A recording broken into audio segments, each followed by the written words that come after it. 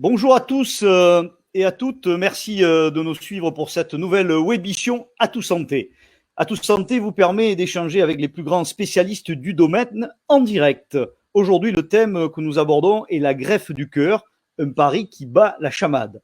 Une greffe est la mise en place dans le corps humain d'un organe étranger qui lui est devenu nécessaire et on parle aussi de transplantation. On greffe pour remplacer ou suppléer un organe en défaillance et dont la fonction est vitale.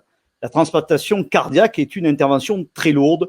Depuis le début du confinement, il y a eu un net ralentissement des opérations et des dons d'organes. Peur d'aller à l'hôpital, manque de greffons. Les patients transplantés d'organes, prenant aussi des traitements immunosuppresseurs, ont une susceptibilité accrue aux infections virales et ont de ce fait plus de risques de développer des formes graves d'infection au coronavirus. Aujourd'hui, pour parler de ces sujets, de la greffe du cœur, je serai accompagné de deux invités. Le professeur Frédéric Collard, chef de service chirurgie cardiaque thoracique. Bonjour Frédéric. Bonjour Alain. Et qui est entouré de Christophe Fourel, qui a été greffé du cœur en 2004 et qui est membre de l'association régionale des greffés du cœur. Bonjour Christophe. Bonjour Alain. Plusieurs thèmes seront abordés aujourd'hui pendant cette webmission. La greffe cardiaque, qu'est-ce que c'est?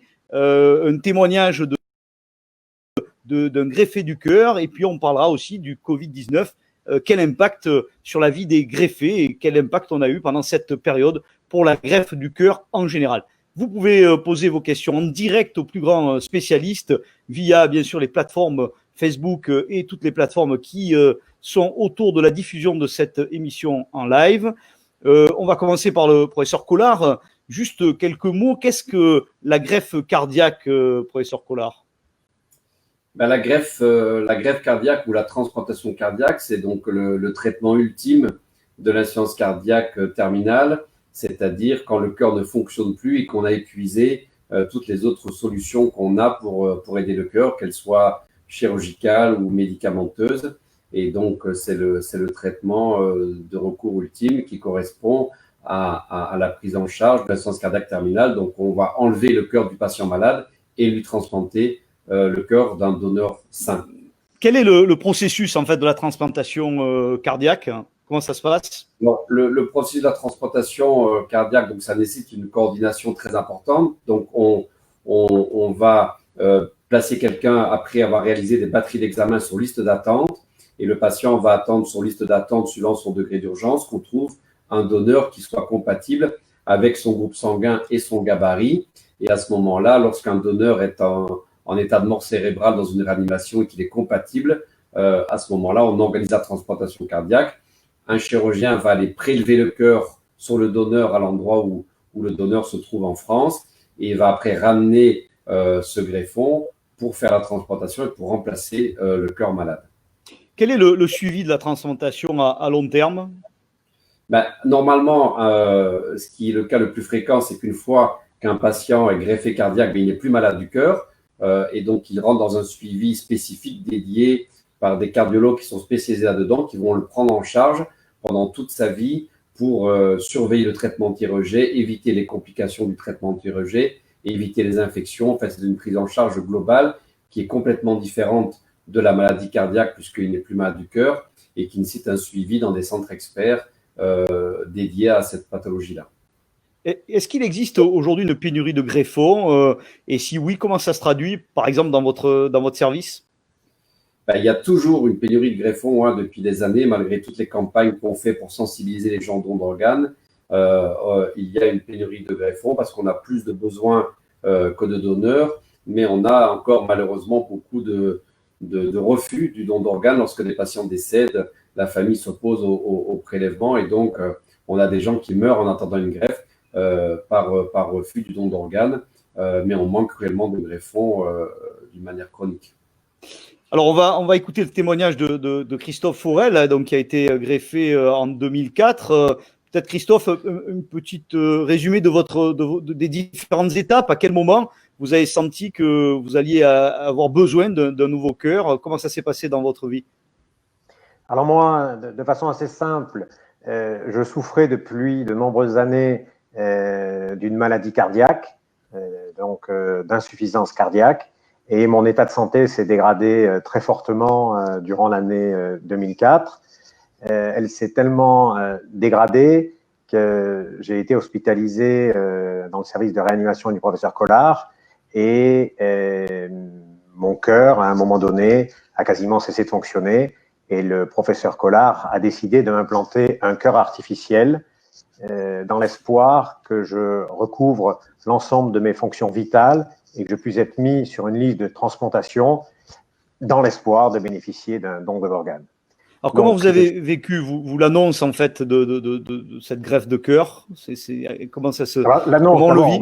Dans un premier temps, le professeur Collard m'a donc implanté ce cœur artificiel en m'expliquant ce qu'il allait en être. Et j'ai attendu, entre le moment où on m'a implanté le cœur artificiel et le don d'organes, un peu plus de 2 semaines se sont écoulées. Et pendant cette période, on essaie de penser à l'avenir. J'ai essayé de penser à ce que je pourrais faire une fois que j'aurai ce nouveau cœur, une fois que j'aurai fait ce nouveau départ dans la vie. Et suite à cette opération, aujourd'hui, la vie continue. Comment vous vous sentez donc plus de 15 ans après, est-ce que c'est une nouvelle vie qui a débuté? Alors, c'est plus qu'une nouvelle vie, c'est une véritable renaissance. Je veux dire, moi, j'étais dans un état quasiment d'un homme sur la fin de sa vie. J'étais plus capable de faire quoi que ce soit. Et aujourd'hui, j'ai repris une vie physique exceptionnelle. Donc, c'est une renaissance inouïe. Et si vous aviez un conseil à donner à ceux qui nous suivent aujourd'hui et qui sont anxieux face peut-être à l'attente ou qui n'oseraient pas faire le pas de cette démarche-là, qu'est-ce que vous leur diriez? Ouais, je crois qu'aujourd'hui, la transplantation cardiaque marche très bien. Le professeur Collard le disait, le problème aujourd'hui, c'est la pénurie de greffons. Les candidats à la greffe cardiaque, il y en a beaucoup. On sait que ça marche, on sait qu'on peut avoir des vies très agréables par la suite. Il y a eu des progrès qui ont été faits au niveau des traitements immunosuppresseurs, qui sont les traitements qu'on nous donne post-transplantation. Donc, la vie est tout à fait agréable et elle mérite largement d'être vécue comme ça. Donc, il faut y aller sans hésiter. Vous faites partie de l'association régionale des greffés du cœur. Est-ce que vous pouvez nous dire 2 mots sur cette association? Alors, l'association régionale des greffés du cœur a été créée à l'origine pour venir en aide morale et matérielle aux greffés du cœur et également assurer la promotion d'organes dans le grand public. À ces activités classiques, nous avons rajouté une autre activité qui est, au travers des studios que nous avons à la Maison du Cœur, de pouvoir héberger des familles de patients qui sont hospitalisés dans les hôpitaux marseillais. Cette association assure la promotion de dons d'organes, notamment au travers de manifestations qui montrent que les greffés peuvent avoir une vie tout à fait normale. On voit sur ces photos des greffés qui ont participé, des enfants qui ont participé aux Jeux nationaux des greffés et des dialysés. On voit d'autres enfants qui ont participé à la course du cœur, où on essaie de sensibiliser le grand public aux dons d'organes. Beaucoup d'actions de sensibilisation. Et comment pendant cette période de Covid-19, l'association est intervenue? Comment vous avez vécu cette période, vous, en tant que greffier du cœur? Alors, l'association a été quasiment en sommeil dans ses activités classiques. Par contre, dans son activité où on a reçu du public dans notre Maison du Cœur, là aussi, ça a été très, très calme. Le président Michel Stragier avait mis en place tous les gestes barrières nécessaires afin d'éviter que le virus circule dans notre maison des greffés. Et notre maison des greffés a fonctionné, n'a quasiment pas fonctionné parce qu'il n'y avait plus d'opération et d'hospitalisation, quels que soient les services. Donc, notre activité a quasiment été arrêtée.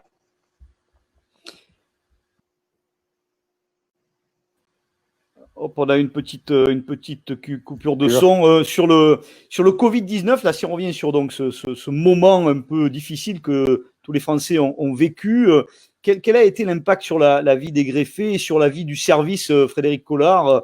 comment l'activité de prélèvement, de greffe a-t-elle vécu ce Covid-19?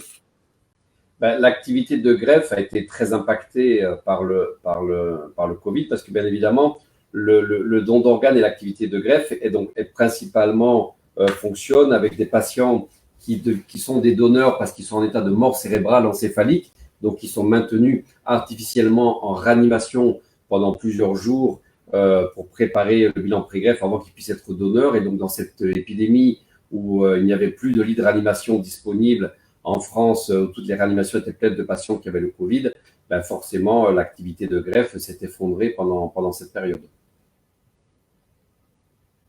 Vous avez renforcé les équipes Covid-19, c'est ça le schéma? Non, c'est pas tellement ça, c'est que du coup, les places en réanimation étaient réservées aux patients malades du Covid, et donc les patients qui étaient en mort cérébrale, qui étaient en train de mourir, ils les ont laissés décéder, ils les ont laissés mourir, ils n'ont pas proposé les organes pour la transplantation. D'accord. Aujourd'hui, les délais d'attente, est-ce qu'ils ont été prolongés par rapport à cette période? Par la crise, ils ont été prolongés. Alors petit à petit, on va récupérer l'état d'antériorité. Il y a aussi des patients qui sont morts en attendant leur transplantation, déjà des patients très fragiles, donc qui ont pu décéder du Covid ou de l'attente. Et donc c'est sûr qu'on va avoir cette année-ci une surmortalité chez les patients qui attendent de la transplantation cardiaque. Et on a senti donc que les patients greffés, ils sont beaucoup plus à risque de développer une forme grave. Comment vous les accompagnez?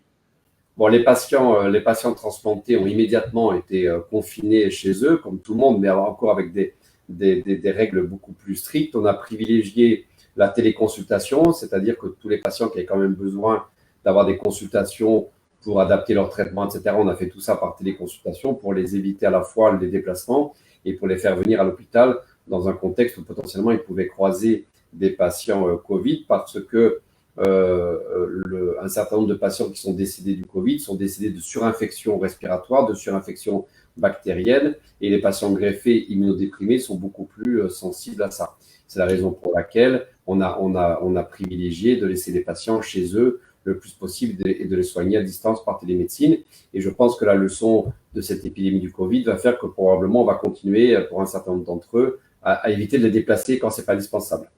Alors, quelles sont justement les recommandations pour les transplantés aujourd'hui avec ce déconfinement? Qu'est-ce que vous avez à leur dire pour qu'ils soient attentifs? Je pense que ce qu'il faut dire maintenant, même si on est en fin d'épidémie, c'est que les transplantés soient beaucoup plus prudents que les autres et donc de sortir systématiquement avec un masque, que les gens de leur entourage portent le masque, de respecter les gestes barrières, le lavage des mains, d'une manière probablement plus prolongée que ce que vont le faire les autres personnes.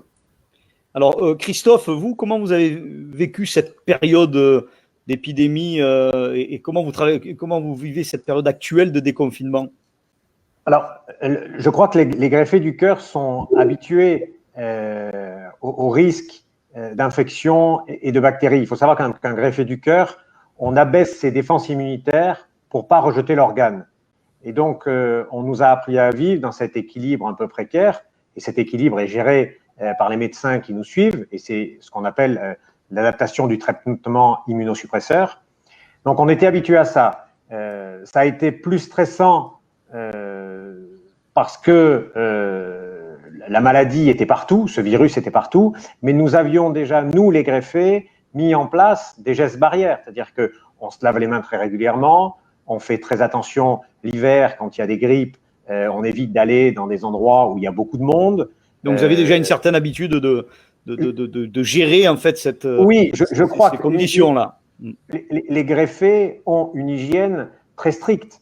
Et que mais vous n'avez pas eu plus peur, vous n'avez pas eu plus peur dans cette période-là? Alors bien évidemment, j'ai eu plus peur, ça serait vous mentir de dire que j'ai pas eu plus peur, mais une fois que la peur était passée, je me suis dit, mais finalement, mon hygiène de vie depuis 15 ans, elle a très bien fonctionné, il faut que je fasse la même hygiène de vie et les choses vont bien se passer. La seule chose, c'est que je ne suis pas sorti, moi, dans les magasins, comme l'a recommandé le professeur Collard. Frédéric Collard, sur les greffons, vous disiez qu'on avait une pénurie de greffons. Comment on peut motiver les familles et les personnes à continuer à peut-être en parler autour d'eux pour que y ait de plus en plus de greffons. Quels sont les premiers freins que vous rencontrez, vous, dans ces moments-là? Le meilleur moyen d'améliorer le don d'organes, c'est de sensibiliser les gens. On l'a fait ensemble à plusieurs reprises sur des campagnes de don d'organes qu'il faut refaire régulièrement. Il faut que les gens parlent entre eux en famille, que les gens se positionnent de leur vivant, de savoir si un jour, en espérant que ça soit le plus tard possible ou jamais, ils venaient à décéder, qu'ils étaient favorables au don d'organes. C'est le meilleur moyen de le savoir, c'est que de le faire savoir à ses proches que lors d'un décès, la famille n'a pas besoin, elle, de prendre la décision dans l'urgence, mais qu'elle connaisse déjà la décision du défunt, c'est le plus important. Donc, en parler autour de soi. Merci, voilà. Professeur Collard. Un dernier petit mot, Christophe. Si vous aviez un message à faire passer aux personnes qui nous regardent, quel témoignage vous avez envie de porter à cet instant pour les motiver encore plus? Alors, moi, je crois que deux choses. Je pense que quand on donne ses organes, on redonne la vie. Donc, je pense que quand on est arrivé sur cette terre, on a reçu la vie. Et si vous voulez essayer de donner un sens à votre départ, vous pouvez donner vos organes, ce qui permettra de redonner la vie à des gens qui sont malades. Et grâce à ces organes, ils vont pouvoir retrouver une vie tout à fait agréable. Donc, je crois que dans ce geste, on donne pour l'humanité. Et on donne pour l'humanité tout entière, parce que dans mon cas, j'ai eu la chance d'avoir 2 enfants post-transplantation cardiaque.